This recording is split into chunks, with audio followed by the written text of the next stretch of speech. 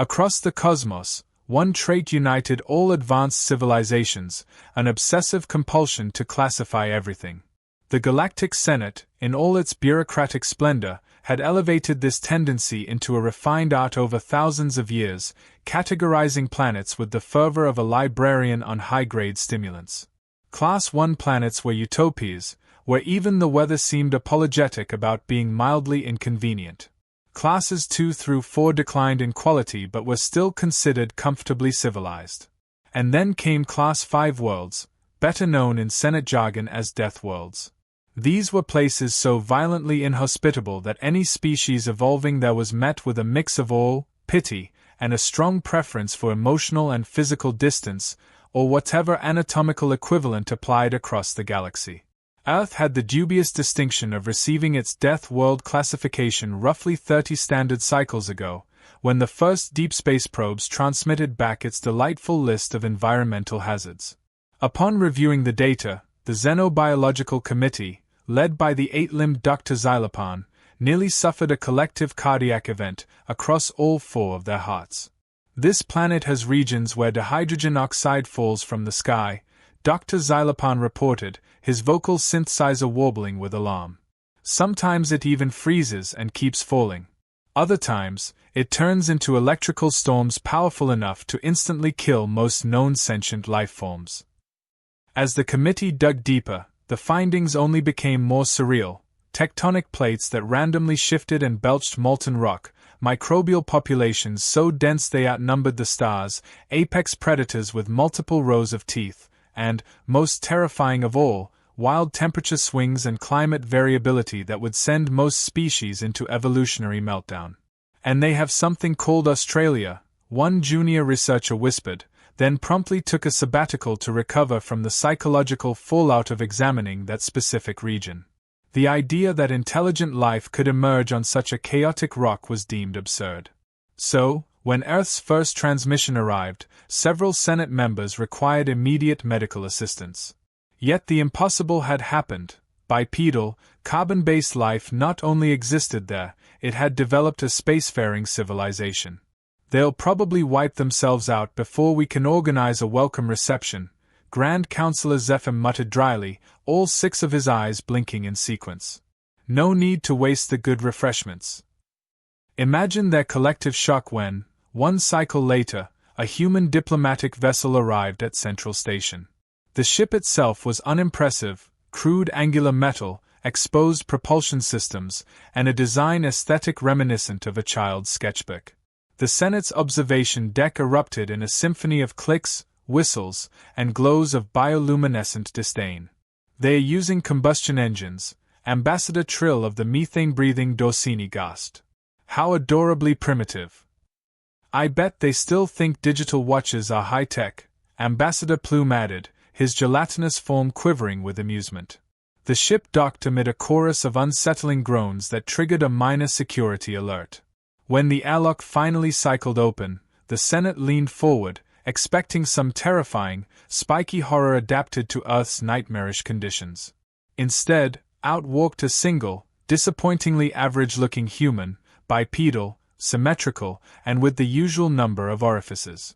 Clad in a dark blue uniform with shiny accents, which the Senate's Fashion Committee later described as aggressively unremarkable, the human introduced himself.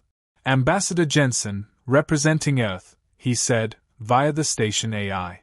"Thanks for finally returning our messages. We thought your inbox was full." Several delegates glanced at each other in confusion. Had this primitive species just cracked a joke about communication systems? Councillor Zephim rallied first. "Welcome, Deathworlder. The Galactic Senate acknowledges your species' incredible achievement, reaching the stars despite such unique evolutionary challenges. We've prepared special accommodations to suit your biology." The human's face contorted in a strange way. Xenospecialists later identified it as a smile, though it bore unsettling similarity to a threat display used by many other species. "Appreciated," Jensen replied. "Though I've been breathing your atmosphere since I boarded. Our biology's quite adaptable." This caused a ripple of unease. The station's air mix was optimized for 70% of known species, but usually required adjustments for others, especially those from death worlds. But, the oxygen levels, a Melbournian delegate stammered. Earth's atmosphere is a toxic nitrogen-oxygen death bath. Yup, the human said cheerfully. We evolved in it. The casual affirmation of surviving in what most species considered a corrosive gas cloud triggered stunned silence. A junior aide fainted.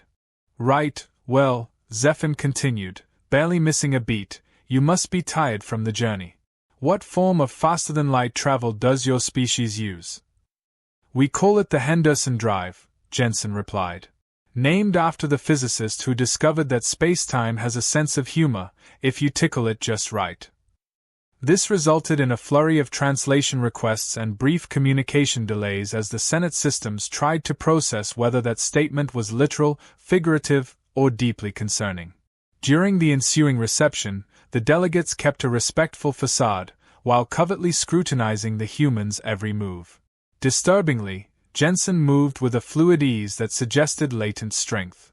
Evolutionary biologists debated whether this indicated predator ancestry, while security analysts noted with alarm how the ambassador's gaze continuously tracked exits and high-ground positions. Further unease grew as the ambassador consumed food and drink from a dozen worlds without a single environmental screen, only pausing to ask, "This won't melt my insides, right?" before sampling each dish. Even more unsettling, he stayed alert through the entire 30-hour diplomatic marathon without rest. When asked if he required sleep, he pulled out a container of liquid, later identified as coffee, and remarked, "I've stayed up longer during trade summits." The idea of voluntarily skipping rest cycles horrified the Senate's medical division. Finally, the ambassador was escorted to quarters custom designed for his kind. Reinforced walls, atmospheric scrubbers, medical scanners, essentially a panic room disguised as a guest suite. Jensen looked around, offered that unsettling facial expression again, and said, "You really didn't need to go through all this trouble." He casually lifted a safety harness meant to survive vacuum decompression, stretched the titanium-reinforced straps like rubber bands, and added, "But I appreciate the effort." Then he adjusted the environmental settings to conditions lethal for 95% of known species, calling them a bit chilly, but nicely humid, and promptly went to sleep, unbothered, using none of the safety equipment provided. Back in the monitoring center, Dr. Xylopan stared at the feed, his limbs twitching. Here's a rephrased version of the passage, keeping the tone, humor, and key story elements intact while enhancing clarity and flow. A growing unease crept through the observers. "Notice how they sleep," murmured the lead researcher, gesturing toward the resting human. "Completely vulnerable, yet exhibiting rapid eye movement and muscle twitching, almost like." "Like what?" asked a junior researcher. "Like they're running battlefield simulations, even in unconsciousness," the doctor replied softly. "What kind of evolution creates a species that never truly stops being on alert?"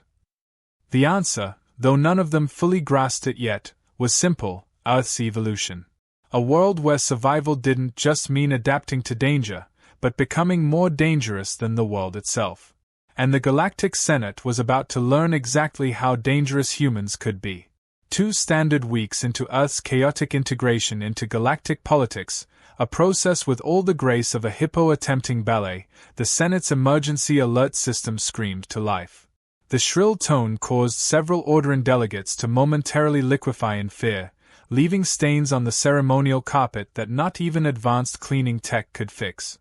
The Grand Counselor's aide burst into the banquet hall, all 6 limbs flailing in what was unmistakably universal body language for utter panic with a side of existential dread.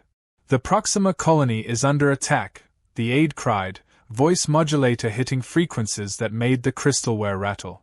"The Krex Collective has launched a full-scale invasion." A stunned silence fell over the assembly, broken only by the faint clink of Ambassador Jensen setting down his fork, still loaded with something that had been described as almost certainly not shellfish. His expression shifted into a configuration the Senate's xenosociologists had yet to classify. Grand Counselor Zephyr was the first to recover. His primary speech organ inflated with authority. "Activate the Senate Response Fleet." All Class 3 and above civilizations will contribute according to Treaty Protocol 5529b. As the chamber erupted into controlled chaos, orders, arguments, and the occasional stress molting, Ambassador Jensen calmly approached the Grand Counselor. Earth would like to assist, he said simply. Zephyr's four main eyes blinked rapidly while his secondary visuals narrowed in either amusement or gastrointestinal distress. That's generous, Ambassador, but this crisis requires advanced military technology and experienced combat personnel. Yes, Jensen replied, wearing that perplexing human expression the Senate still hadn't decoded. That's exactly what we're offering. Zephyr emitted a sound the translator struggled with before settling on patronizing chuckle. Your enthusiasm is noted, Deathwelder. Perhaps your vessel could assist with evacuations, far from the conflict zone, of course. If Jensen was offended by the dismissal, he didn't show it. He merely nodded and activated a device that Senate analysts had labeled adorably primitive, like watching someone attempt quantum physics with finger paints. Meanwhile, the Senate's own response unfolded with its usual agonizing speed, a committee attempting to design a one-wheeled cart. The Krex Collective, natives of a low-gravity, resource-poor moon, had evolved by taking what they needed from others. Their species boasted exoskeletons resistant to standard weapons, distributed neural systems that made them hard to kill, and a cultural philosophy that viewed other civilizations as walking supply depots. In the war chamber, tactical projections painted a grim picture. Proxima Colony, home to the peaceful, photosynthetic Lamari, renowned for their light-based art and total lack of natural predators, was being torn apart. The colony's defenses have been neutralized, Commander Vex reported, his bioluminescent tattoos pulsing with concern. Our fleet won't arrive for another 26 standard hours. What of the Lamari? Asked Ambassador Trill.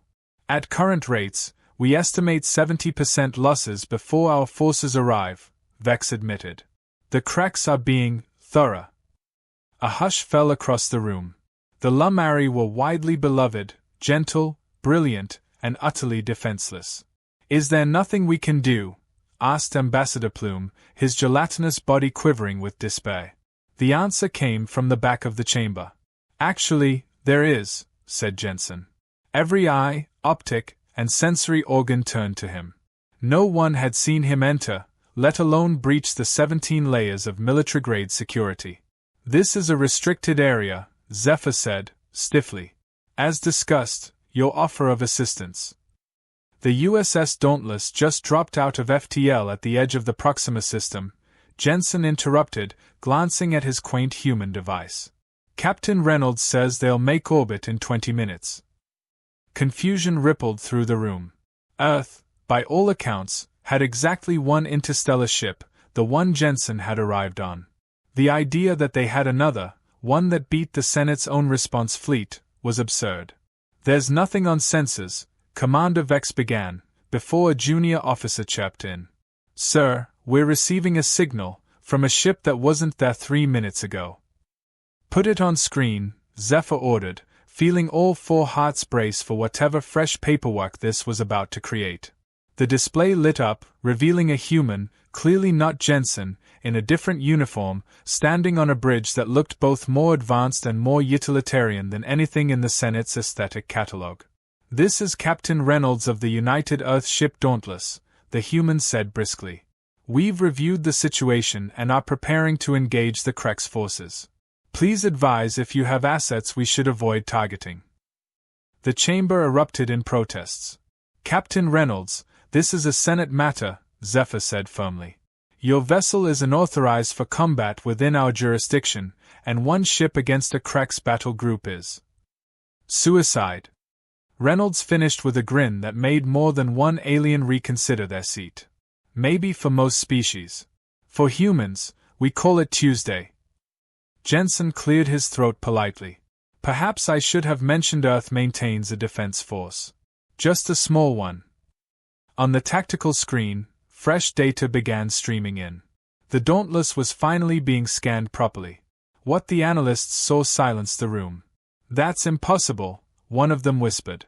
The ship's built with standard materials, but it's generating a localized distortion field that lets it phase through matter.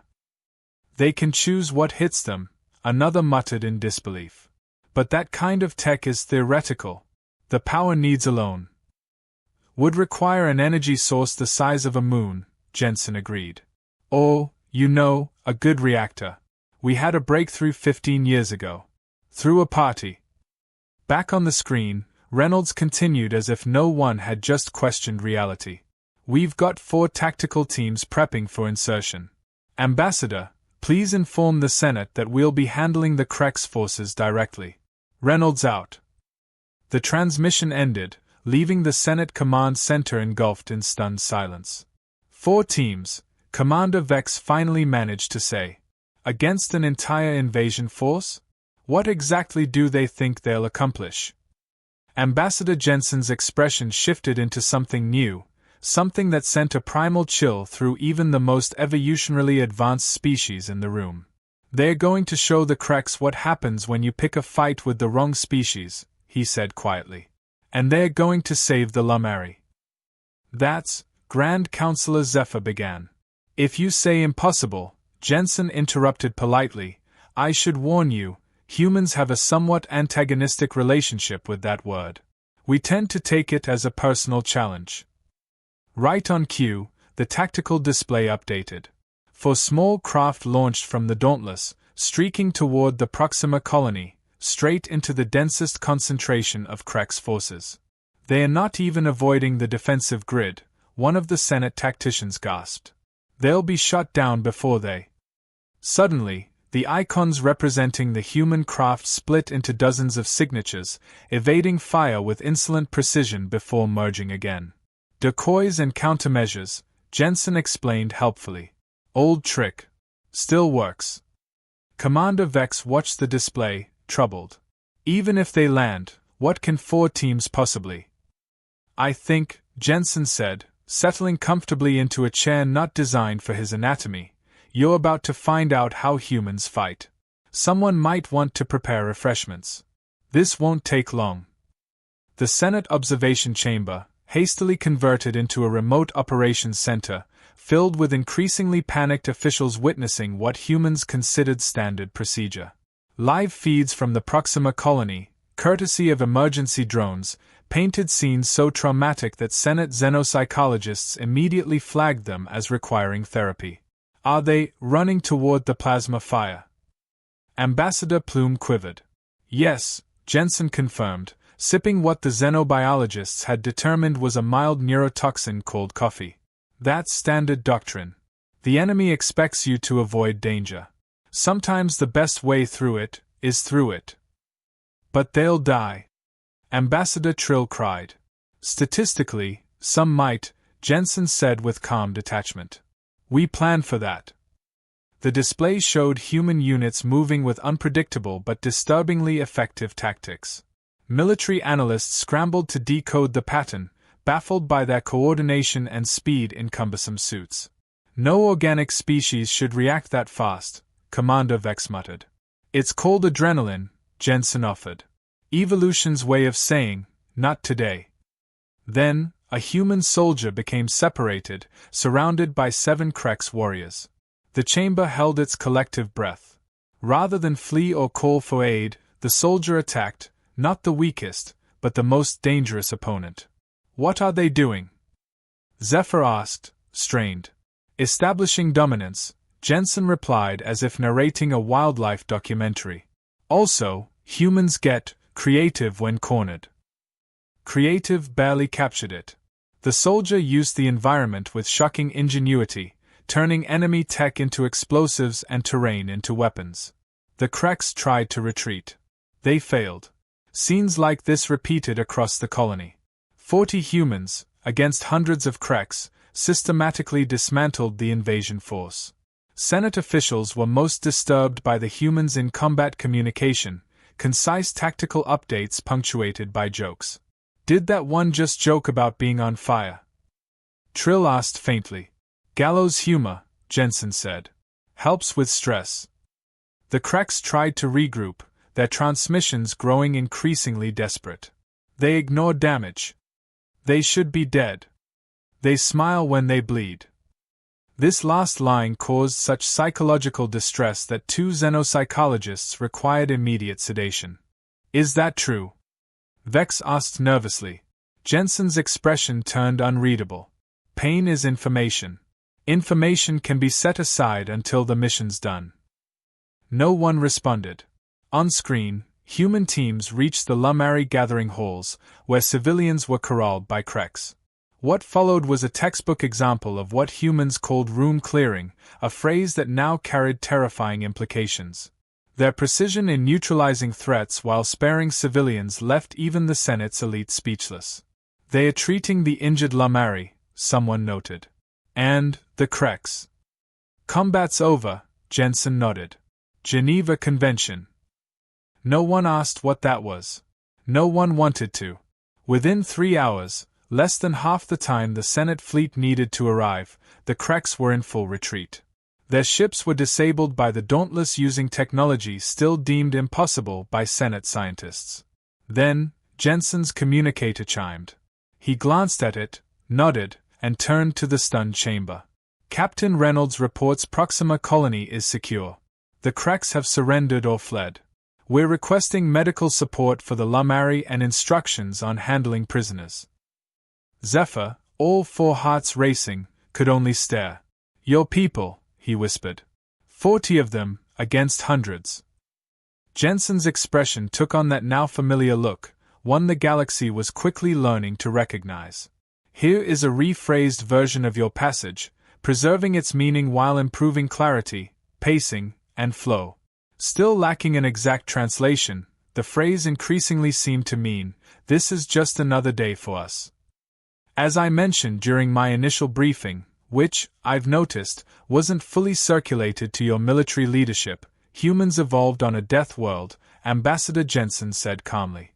He paused, then continued, but the real danger wasn't the planet itself. It was that we spent millennia competing against each other.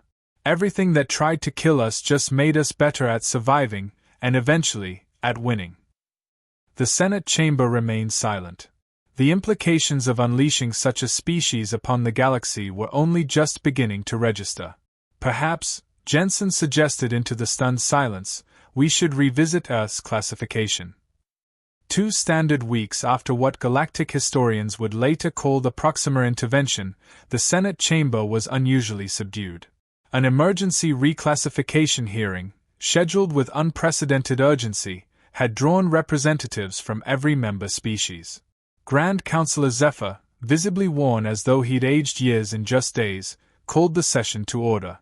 We are here to reassess Earth's classification, he intoned, based on recent developments. The chamber's displays activated, showing footage from the Proxima colony, human engineering crews assisting Lamari civilians with reconstruction. Overlaid data told the real story. 42 humans had neutralized over 700 Kreks warriors with minimal civilian casualties. Only 3 humans were injured, none fatally. Dr. Xylopan, the head of the Xenobiological Classification Committee, spoke next. His voice modulator wavered. We recommend Earth be removed from the Death World category and placed into a new classification. Ambassador Jensen, seated calmly in the observation gallery, raised an eyebrow but said nothing. We propose a new category, Xylopan continued. Omega, evolutionary apex predator. Subcategory, handle with extreme diplomatic care. A ripple of uneasy murmuring spread through the chamber as translators strained to convey the implications. Furthermore, Xylopan added, we recommend immediate ratification of all pending Earth Treaty requests, and fast-tracking their application for full Senate membership. Ambassador Plun's gelatinous body pulsed nervously. The Trade Commission concurs. Earth's technological contributions are unexpectedly valuable. Their phase-shift technology alone represents a leap we believed centuries away, Ambassador Trill finished. With unanimous approval, possibly a first in Senate history, Ambassador Jensen was invited to address the chamber. He rose, surveying the assembly with the now infamous human expression the cultural database had finally labeled amused patience. On behalf of Earth, I accept this new classification. Though, I must admit, I find it amusing, he said. You see, we just call Earth home. Dangerous, yes, but nothing exceptional by our standards. He paused. What may interest you more, he added, is that our explorers have already catalogued 17 other planets that make Earth look like a vacation resort. We're considering colonizing several. The horrified silence was broken only by the sound of Dr. Xylopon's datapad clattering to the floor. But before we get into that, Jensen continued cheerfully, I'd like to formally submit Earth's application to join the Senate's peacekeeping forces. Our military is eager to help maintain galactic stability. The chamber exploded, some with excitement, others with sheer panic. Grand Counselor Zephyr felt the weight of a revelation that would change galactic politics for centuries. The Senate had not discovered a dangerous world. They had discovered what such a world created, an apex predator. And humanity had simply been waiting for a bigger challenge. In the observation gallery, 3 Krex diplomats huddled, translator units discreetly disabled. Are we certain about this alliance? One hissed. These humans are unpredictable. We have no choice, the second replied. The Senate fears them. We respect them. And besides, the third added, mandibles clicking with reluctant admiration, anyone who fights like that would make a glorious ally or a terrifying enemy. I prefer the former. Across the chamber, Ambassador Jensen smiled. The galaxy was about to get a lot more interesting.